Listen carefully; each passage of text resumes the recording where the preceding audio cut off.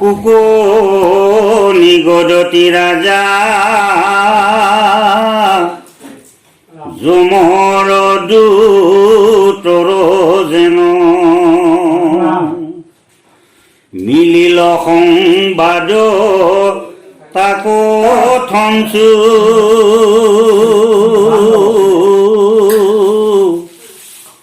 অখিতো দিজয় জামিল পাইলে পাছে যেন গতি সম্প্ৰতি তোমাকো তাকে কনচু দুত যেবে পলাই গইলা বান্ধৰু মুকুট ভৈলা দেখিলে দুখৰ পলাইলা পাৰ অবাহি গইল অনুৰাগ চাৰি সিদ্ধ পাৱে পৰি কৰিলে কহিৰে নমস্কাৰ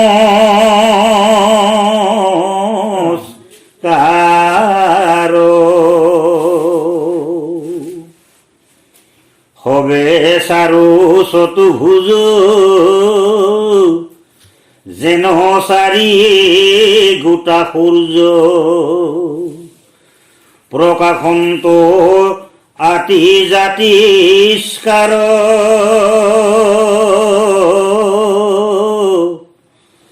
দেখি দ্বিজয় আনন্দিত তনু ভৈলা ৰোমাঞ্চিত নেত্ৰৰ লোটক পৰু ধাৰ মোৰ নিজ উপকাৰী কোননো বান্ধৱ চাৰি সাক্ষাতে দিলন্ত্ৰ প্ৰাণদান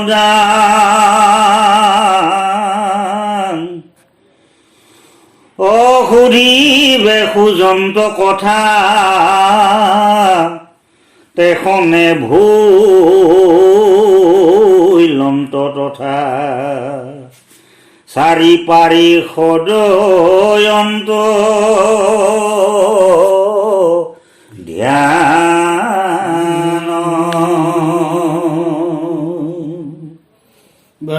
সমস্ত এতিয়া কথাখিনি অজামিলৰ পৰম গতি প্ৰাপ্তি।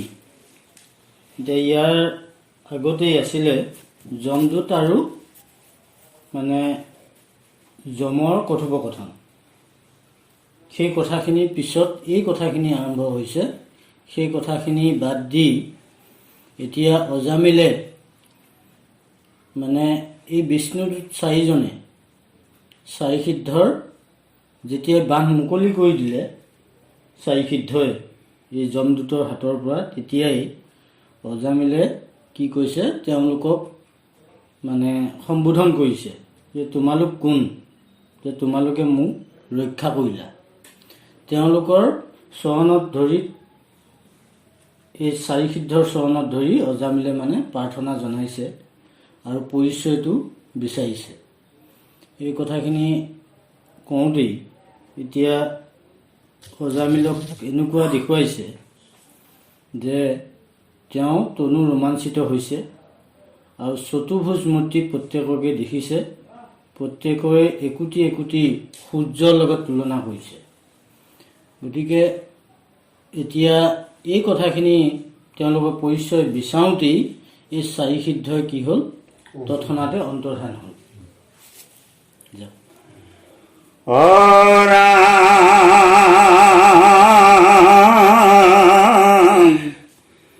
তাসম্বাক নেদেখিয়া দীৰ্ঘৰ হৈ হিয়া শৰীৰতো গল্য মৰ্মচৰী মোক নৰকত তাৰি কৈ কৈ গল্যা বান্ধৱ চাৰি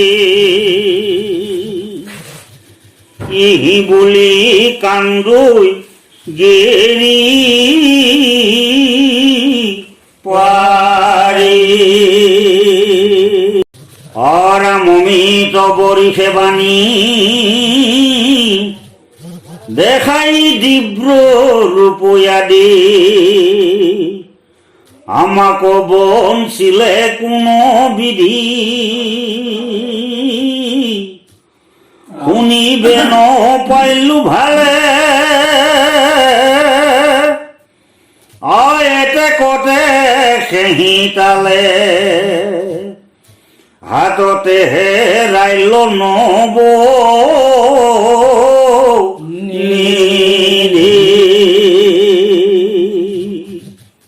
এতিয়া এই চাৰিসিদ্ধক সুধিছিলহে, পৰিচয়টো বিচাৰিছিলহে। তেনেকুৱাতে যেতিয়া তৎক্ষণাৎ তেওঁলোক তাৰ পৰা অন্তৰ্ধান হ'ল, তেতিয়া অজামিলে খুব দুখ কৰিছে। দুখ কৰি কৈছে যে মোক যিসকলে নৰকৰ পৰা উদ্ধাৰ কৰিলে সেইসকলক মই পায়ো হেৰুৱালোঁ। তেওঁলোক এই অজামিলে খুব কান্দিছে, গেৰি গেৰি বুলি কৈছে, পৰি পৰি কান্দিছে। তোমালোকৰ অৰ্মিত বাণী মই শুনিব লৈছিলোঁহে, তেনেকুৱাতে তোমালোকে নাইকিয়া হ'লা। মোৰ কপালত তোমালোকৰ আৰু এনেকুৱা বাণী শুনিবলৈ মোৰ ভাগ্যত নাই বুলি পেলাই দুখ কৰিছে। আৰু ইয়াত কৈছে যে মোৰ মহা উপকাৰী তোমালোকে মোক যি দৰ্শন দিলা সেই দৰ্শনতেই মই ভাবিছিলোঁ যে ভগৱন্তৰ বা ভকতৰ যি নৱনিধি অৰ্থাৎ চৰণ যুগল মই পাই হাততেই হেৰুৱা নিচিনা এটা অৱস্থা মোৰ হ'ল। এই কথাখিনি অজামিলে দুখ কৰি পেলাই কান্দি কান্দি মানে কৈছে। হৰি ৰাম মোৰ মহা উপকাৰী হা বন্ধু সিদ্ধচাৰী কৈক গলা এৰি পাত কি তুমি হব অবিহনে ধৰো প্ৰাণ কি কাৰণে মোৰ জীৱনতো ধিক ধিক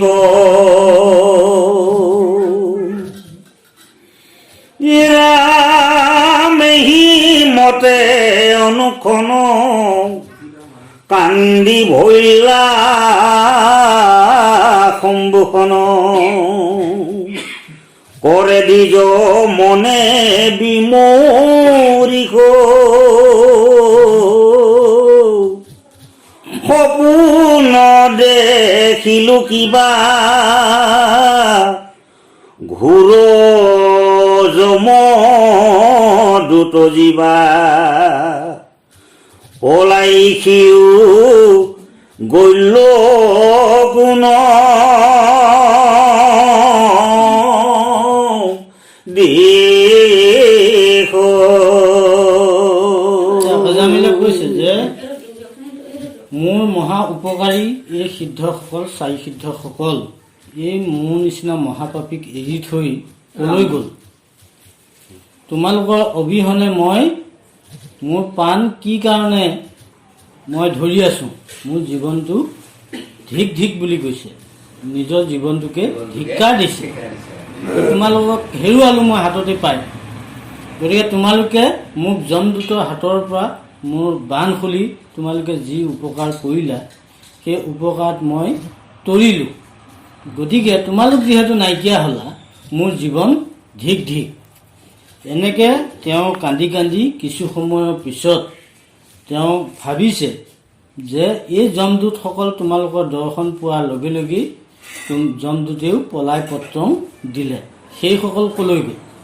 এই কথাখিনি তেখেতে অজামিলে নিজে ভাবিছে আৰু কান্দি কান্দি মানে এই দূতকেইজনক চাৰি সিদ্ধক নোপোৱাৰ এটা বেদনা প্ৰকাশ কৰিছে।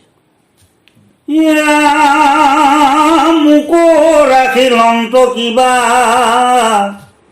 চাৰু চাৰি সিদ্ধ কিবা গল্যয়ে এটি খন কোন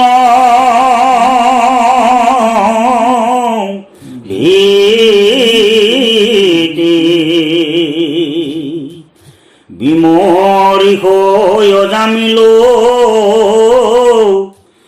অনুতাপ উপজিল পৰম বৈৰাগ্য গুণে মতি ঐৰাম চাৰি মহাবিষ্ণুদূত ও কৈল যিটো অদ্ভুত নামৰ মহিমা তাক শুনি বোলে কিনো মহাপুণ্য মাধৱৰ নাম গুণ আজি পাইলো প্ৰমাণয়া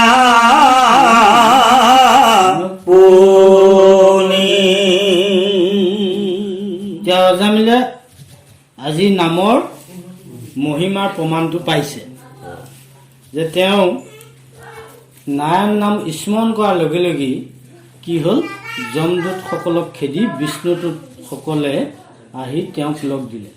যিসকলৰ দৰ্শন পোৱা মাত্ৰকেই তেওঁ এই বৈৰাগ্য ভাৱটো আহিছে, অনুশোচনা আহিছে যে মই ইমান দিন ভুল কৰি আছিলোঁ, আজি মোৰ উদ্ধাৰ হ'ল।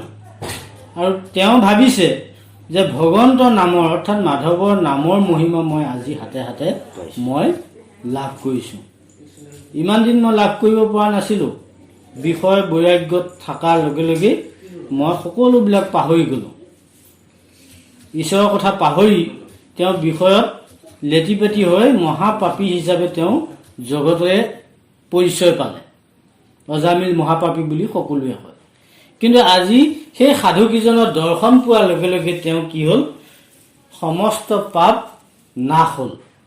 তেওঁ পুতেককহে মাতিছিলে নাৰায়ণ বুলি, কিন্তু পুতেকক মাতাৰ লগে লগে কি কৰিল, এই বিষ্ণুদূত চাৰিজন আহি যে বিষ্ণুদূতকেইজনে ভাবিছে যে প্ৰভুৰ নাম কোনে স্মৰণ কৰিছে, আহি তেওঁলোক লগে লগে তাত উপস্থিত হ'ল আৰু বিষ্ণুদূতৰ হাতৰ পৰা তেওঁ কাঁহিয়া জুই ল'লে।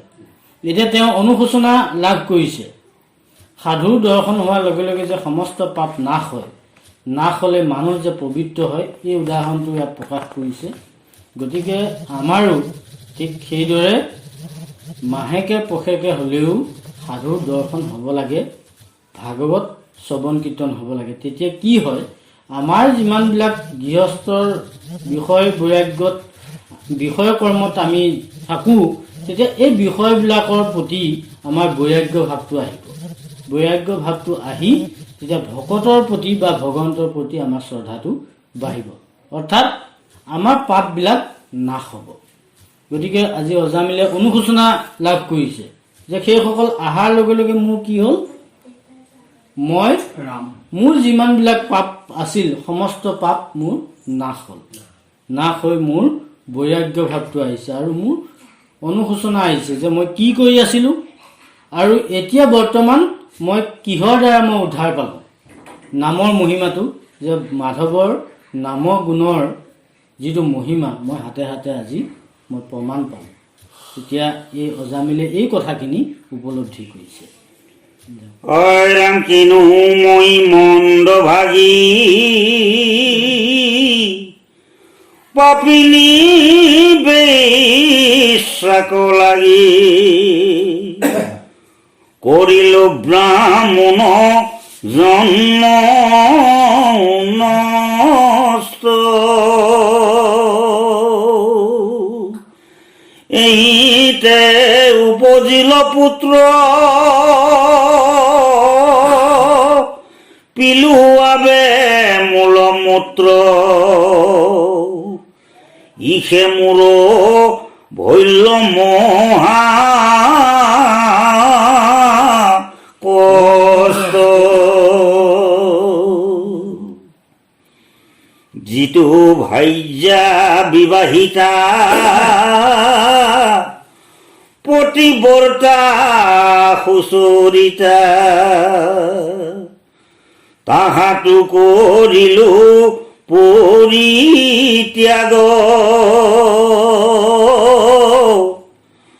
খুৰা পাৰে অসুতীয়াতি অইটো দুষ্ণায়ন্ত জাতি আতেশে বহাইলো অনুৰাগ।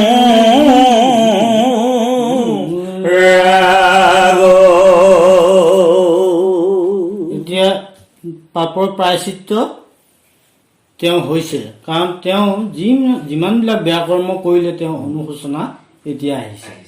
তেওঁ যে এজন ব্ৰাহ্মণ আছিল, দেউতাকে কি কৰিছিল, পূজাৰ কাৰণে ফুল আনিবলৈহে পঠাইছিল। বাটত ফুল লৈ উভতাৰ পথত এই বেশ্যাজনী সংগত পৰি তেওঁ এই ব্ৰাহ্মণৰ ধৰ্মটোকে ত্যাগ কৰিলে। ত্যাগ কৰি তেওঁ এই আগৰ যিজনী পত্নী আছিল, তেওঁ সুচৰিত্ৰ আছিল, পতিব্ৰতা আছিল, সেইজনীকো ত্যাগ কৰি এইজনীৰ লগত সংসাৰত লিপ্ত হ'ল। লিপ্ত হৈ 10টাকে পুত্ৰ সন্তানৰ জন্ম দিলে। জন্ম দি সাংসাৰিক বিষয় বাসনাত তেওঁ লেটিপেটি হ'ল, মলমূত্ৰ পান কৰা বুলি পেলাই ইয়াত কৈছে। গতিকে এই কথাবিলাক তেওঁ মনলৈ আহিছে, মই কি কাম কৰিলোঁ, মোৰ নিচিনা আৰু মন্দ ভাগি নাই। মই ব্ৰাহ্মণৰ যিটো ধৰ্ম, সেই ধৰ্মকে মই নাশ কৰিলোঁ। নাশ কৰি মই পাপত লিপ্ত হৈ আজি মোৰ এই অৱস্থা। গতিকে এই পাপ কৰা কৰ্মখিনি, যিখিনি বেয়া কৰ্ম কৰিলে তেওঁ উপলব্ধি কৰিছে। গতিকে আমাৰো যেতিয়ালৈকে আমি বেয়া কৰ্ম এটা কৰি, যেতিয়ালৈকে আমি অনুশোচনা যেতিয়ালৈকে মনত নাহে, তেতিয়ালৈকে কিন্তু প্ৰায়শ্চিত্ত নহয়।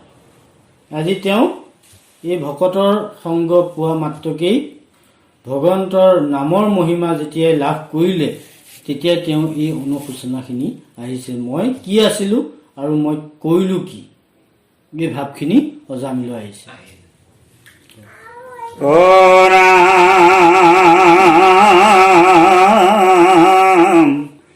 পিতৃ মাতৃ মহাশুদ্ধ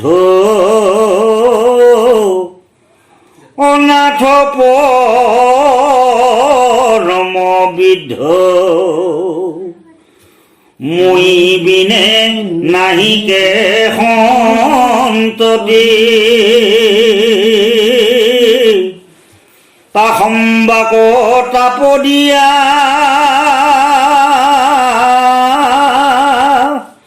হেন সে দাৰুণ হিয়া এৰি আইলো মই মন্দ মদে এতেকে জানিলো মোৰ সিজিল পাতক ঘূৰ অৱশ্যে মৰিব নৰকত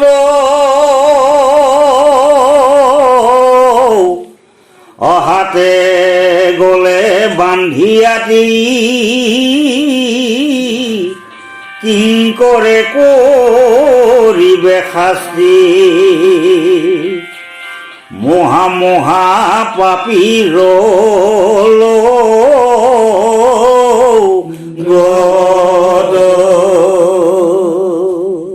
কম দাৰুণ পাপ কৰিছে নে বাৰু? এতিয়া বৃদ্ধ পিতৃ মাতৃ আৰু একমাত্ৰ সন্তান অজামিলি। সেই বৃদ্ধ পিতৃ মাতৃক মানে অনাথ কৰি থৈ আহিছে, কাৰণ পুতেকে আছিল তেওঁলোকৰ সাক্ষী, মাক দেউতাক বৃদ্ধ। সেইসকলক ত্যাগ কৰি আহি পেলাই তেওঁ এই পাপ কৰ্মত লিপ্ত হ'ল।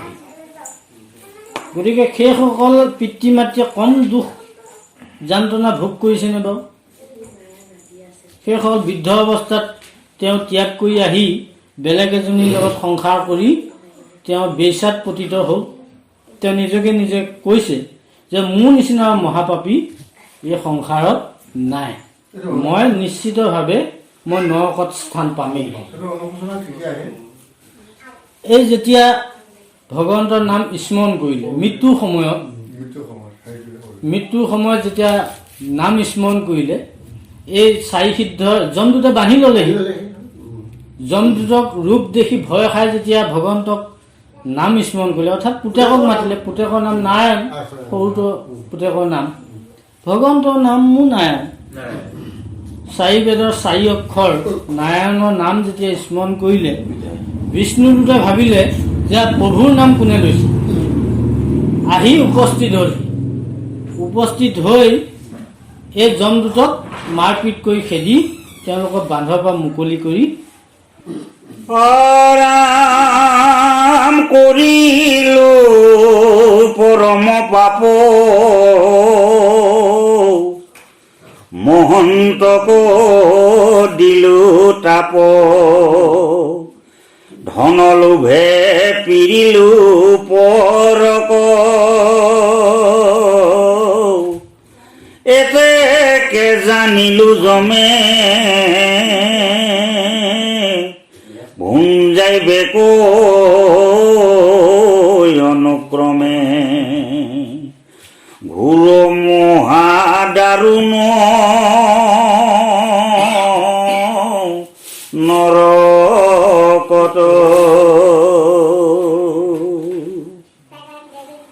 অৰাম যমৰ কিং কৰে মোক, গলত লগায়া দোল, পেলাহিবে ক মল মূত্ৰ কুণ্ডে,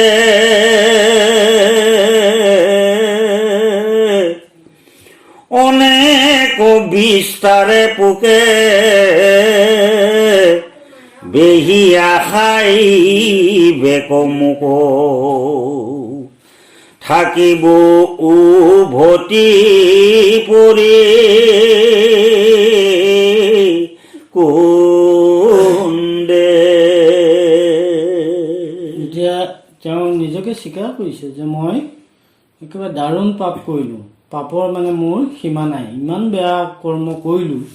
ইয়াত সাধু মহন্তক তাপ দিয়া বুলি কৈছে, কষ্ট দিছে।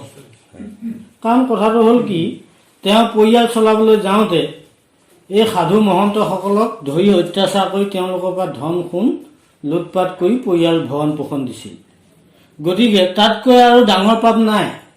এতিয়া ধনৰ লোভে মোক কি কৰিলে, শেষ কৰি পেলালে। সেইসকলক মই ঠগি অত্যাচাৰ কৰি সেইসকলৰ পৰা মই কাঢ়ি লৈছোঁ।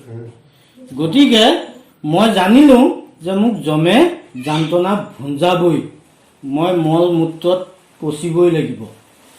মল মূত্ৰ মোৰ পোকে মোৰ শৰীৰত প্ৰৱেশ কৰিব।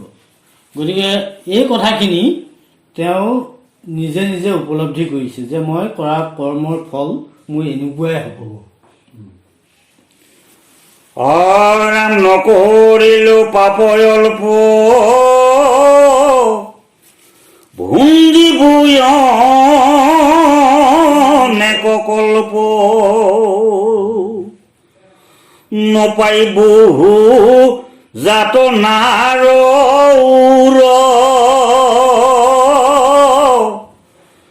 চিন্তিচিত নুহিথিৰ, হৰি হৰি পাতকীৰ, কিনু গতি হুয়ে আবে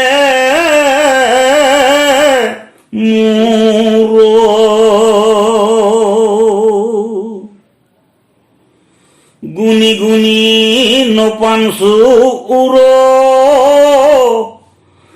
দেখো অন্ধকাৰ ঘূৰ মোৰ মনে নাহি শান্তি সুখ কিনো ভৈলো আত্মঘাতী এহি বুলি কান্দয়াতি লুটকে তিলৰ আখি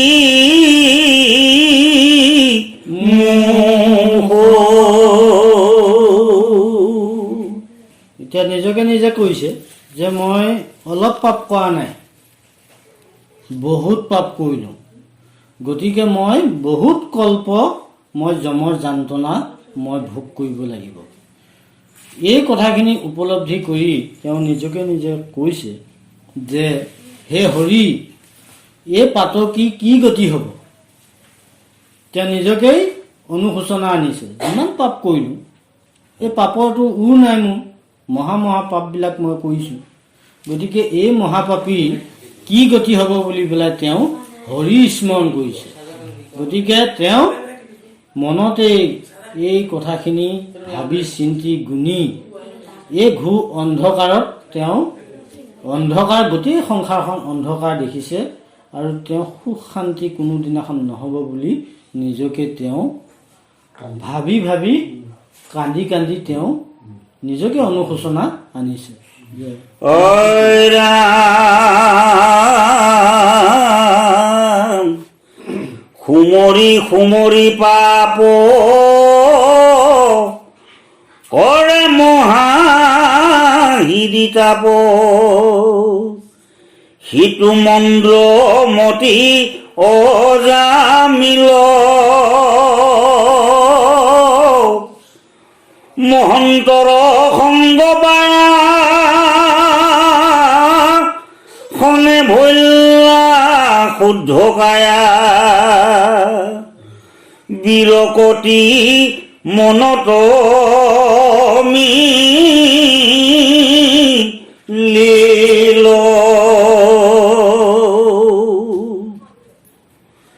ইটো সুত বৃত্ত যায় জানিলো সকলো মায়া হৰি শেষো হুদ বন্ধু নিজ মোৰ গতি হৰি নাম কৰোয়াবে কোনো কাম এহি বুলি বসি গুণে